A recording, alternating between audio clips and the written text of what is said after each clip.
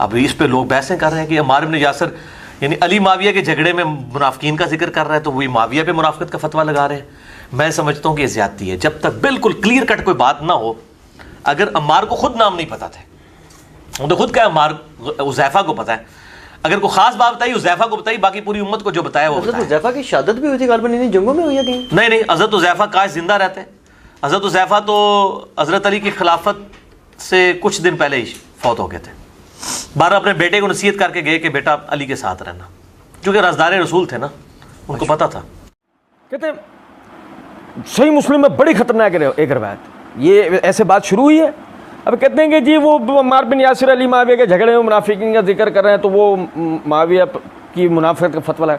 मैं समझता हूँ ये ज़्यादती है। जब तक बिल्कुल क्लियर कट कोई बात ना हो, अगर अम्मार को खुद नाम नहीं पता थे, उन्होंने खुद कहा है अम्मार को खुद नाम नहीं पता था, अम्मार कहते हैं हुज़ैफा को पता है। अगर कोई ख़ास बात बताई हुज़ैफा को, बाकी पूरी उम्मत को जो बताया वो बताया। अच्छा मिर्ज़ा जी आप तो उस उम्मत में से थे ना, तो आपको तो नहीं बताया, नहीं बताया तो आप ये क्यों सुना रहे? मुझे कहो फितना, ये मैं इसीलिए सब कर रहा हूं। मुझे क्या कहना है, ये है मिर्ज़ा साहब, क्या मिर्ज़ा साहब फितना ना करें तो माने। अच्छा फिर मिर्ज़ा जी का मुकल्लिदी ये बुखारी मुस्लिम में लिखा क्यों है?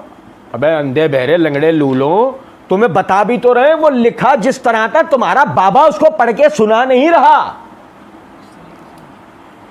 फी असना अशरा फी उम्मती इसना अशरा मुनाफिक, मेरी उम्मत में 12 मुनाफिक हैं, उसको तुम्हारे बाबे ने सहाबी बना दिया। और सुनो जरा बात, अली उल हसन नकवी ने कहा यह हज़रत हुज़ैफा की शहादत भी गालिबन जुम्मे में हुई है, कहीं जुम्मे में हुई है कहीं। मिर्ज़ा जी नहीं, हज़रत हुज़ैफा काश जिंदा रहते। हज़रत हुज़ैफा तो हज़रत अली की खिलाफत से कुछ दिन पहले ही फौत हो गए थे। बहरहाल वो अपने बेटे को नसीहत करके गए कि बेटा अली के साथ रहना, क्योंकि राज़दार रसूल थे ना, उनको पता था सल्लल्लाहु अलैहि वसल्लम।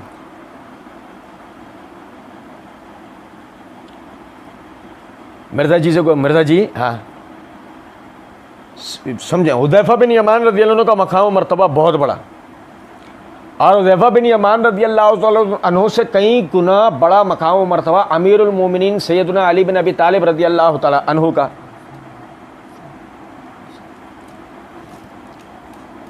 समझे नहीं, मतलब तरबियत रसूल से फारग, मिजाज शनास रसूल, इल्म हासिल किया रसूल से, अल्लाह के रसूल सल्लल्लाहु अलैहि वसल्लम से कुरान लिखा, अल्लाह के रसूल सल्लल्लाहु अलैहि वसल्लम से अहादीस लिखी, अल्लाह के रसूल सल्लल्लाहु अलैहि वसल्लम की साथ हिजरतें की, अल्लाह के रसूल सल्लल्लाहु अलैहि वसल्लम के साथ जिहाद किए, उनके साथ नमाज़ें पढ़ी, रोज़े रखे, ज़कात दिया किए। और उस ज़माने से जिस ज़माने में हुज़ैफा बिन यमान रज़ियल्लाहु तआला अभी मुसलमान भी नहीं हुए थे, लेकिन अगर फिर भी सुनो जरा बात को, सैयदना हुज़ैफा ने अपने बेटे को ये नसीहत की तो बहुत अच्छी नसीहत है, हमारे सर आँखों। मिर्ज़ा जी के अंधे बहरे लंगड़े लूले मुकल्लिदीन, मिर्ज़ा जी का अपना अशर बहुत बुरा है ना।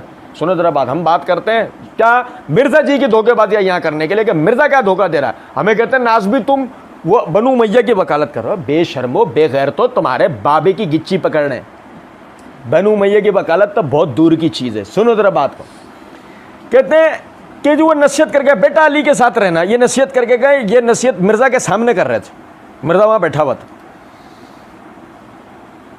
माजरत के साथ। मैंने दोनों हजरात का मकाम, हुज़ैफा का मकाम, अली का मकाम, दोनों का मकाम अपनी जगह।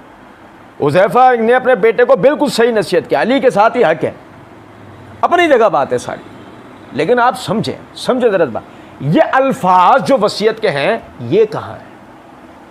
हम तो ये कह रहे हैं बस इतनी बात, हमारे सर आंखों पे ये वसीयत, ये मायने बिल्कुल सही है। मैं दोबारा दोहरा रहा हूं, ये मायने बिल्कुल सही है, अली के साथ खड़ा होना है। लेकिन ये वसीयत कहाँ है सिवाय इसके कि मिर्ज़ा जी ने इसको घड़ा है।